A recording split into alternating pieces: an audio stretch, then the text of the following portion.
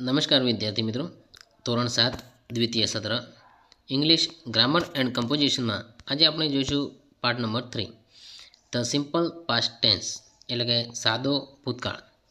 તો મિત્રો અહીંયા આપણે સાદો વર્તમાનકાળ અને સાદા ભૂતકાળ વિશે થોડીક માહિતી મેળવીશું કે સાદા વર્તમાનકાળમાં આપણે એકવચનમાં ઇજ અને એમ વાપરીએ છીએ, જ્યારે સાદો ભૂતકાળ હોય તો એકવચનમાં વોજ વાપરીએ છીએ. જ્યારે વર્તમાન બહુવચનની વાત કરીએ તો સાદા વર્તમાનકાળમાં આપણે આર વાપરીએ છીએ, જ્યારે ભૂતકાળમાં વેર વાપરીએ છીએ. એ જ રીતે ટુ હેવની વાત કરીએ તો સાદા વર્તમાનકાળમાં હેવ હેઝ વાપરીએ છીએ, જ્યારે ભૂતકાળમાં હેડ વાપરીએ છીએ. એ જ રીતે ટુ ડુની વાત કરીએ તો સાદા વર્તમાનકાળમાં આપણે ડુડ જ વાપરીએ છીએ, જ્યારે ભૂતકાળમાં ડીડ વાપરીએ છીએ. હવે આપણે નિયમો જોઈશું. હવે આપણે નિયમિત ક્રિયાપદોના ભૂતકાળના રૂપો શીખીશું.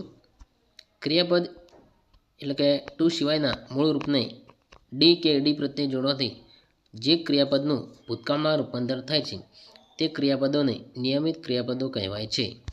અહીંયા નિયમિત ક્રિયાપદો આપે છે. વોક તો વોક ઈડી લાગશે, જમ્પ જમ્પડ ઈડી. તો મિત્રો અહીંયા ઈડી લગાડવામાં આવે છે અને જ્યાં પાછળ ઈ આપેલો હોય ત્યાં ફક્ત ડી લાગશે.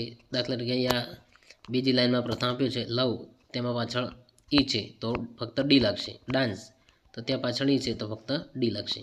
તો આ છે નિયમિત ક્રિયાપદો. આગળ જોઈએ, પણ જો ક્રિયાપદને અંતે વાય હોય અને તેની આગળ વ્યંજન હોય તો વાયનો આઈ કરી અને ડી પ્રત્યે લાગે છે. કે છેલ્લે વાય હોય ને તેની પહેલાં વ્યંજન હોય તો વાયનો આઈ કરી ઈડી લગાડવામાં આવે છે. આગળ નિયમ, ક્રિયાપદના અંતે વ્યંજન હોય અને તેની આગળ સ્વર હોય તો છેલ્લો વ્યંજન બેવડાવી ડી લગાય. કે ક્રિયાપદને અંતે વ્યંજન હોય અને તેની આગળ સ્વર હોય તો છેલ્લો અક્ષર બેવડાવી ડી લાગે છે. હવે મિત્રો અનિયમિત ક્રિયાપદો. ગો તેનું થશે વેન્ટ, સ્ટેન્ડ તેનું થશે સ્ટૂડ, ગીવ તેનું થશે ગેવ.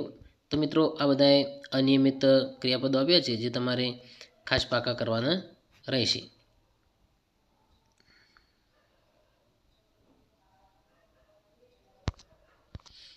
નંબર 3, અમુક નિયમિત ક્રિયાપદોના રૂપ બદલાતા નથી. કટ તેનું ભૂતકાળનું રૂપ પણ કટ થશે. રીડ તેનું ભૂતકાળનું રૂપ પણ રીડ થશે. પુટ તેનું ભૂતકાળનું રૂપ પણ પુટ થશે. શર્ટ તેનું ભૂતકાળનું રૂપ પણ શર્ટ થશે. હવે આપણે પ્રશ્નો અને ઉત્તર જોઈશું કે કઈ રીતે પ્રશ્ન રચના થાય અને ઉત્તરની વાક્ય રચના કઈ રીતે થાય. હુ cut the Apple?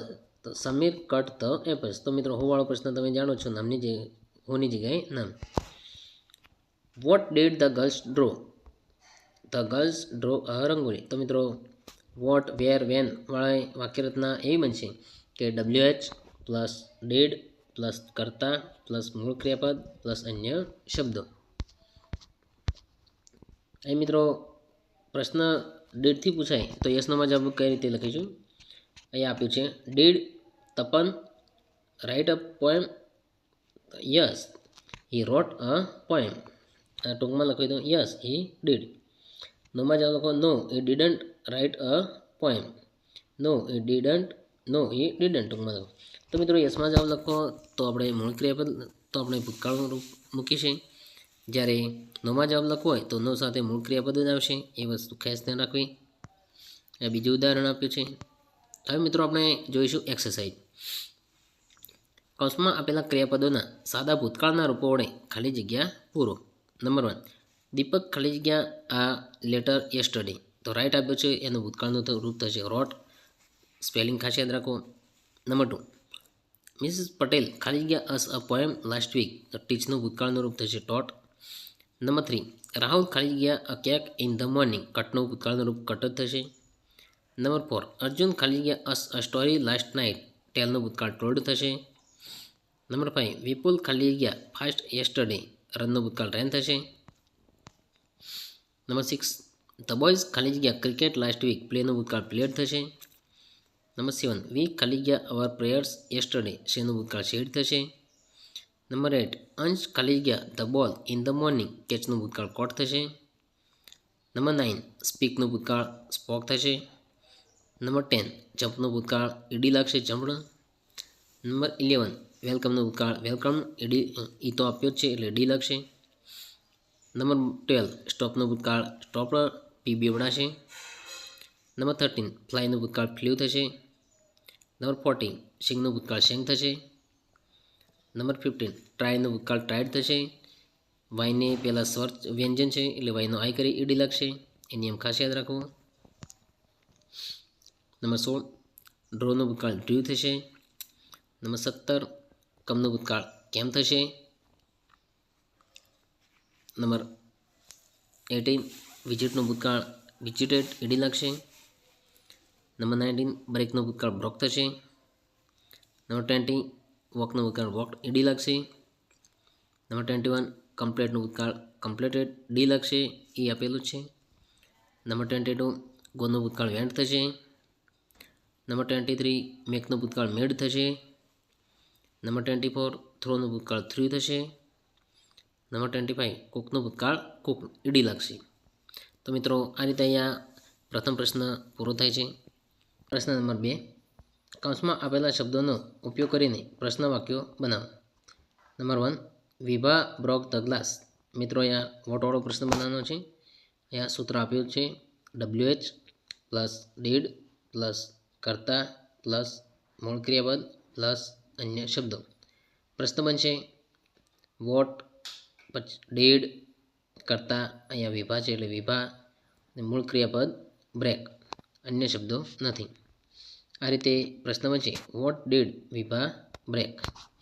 Number 2 the merchants sold fruits.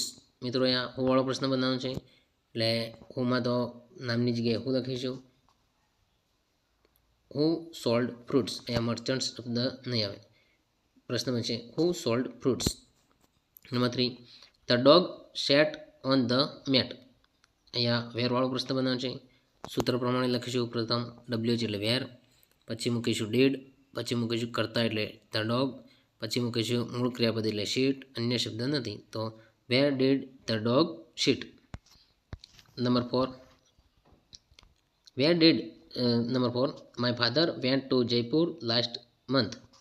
વેરવાળો પ્રશ્ન બનાવવાનો છે. સૂત્ર મુજબ મૂકતા where did my father go last month એ પ્રશ્ન બનશે.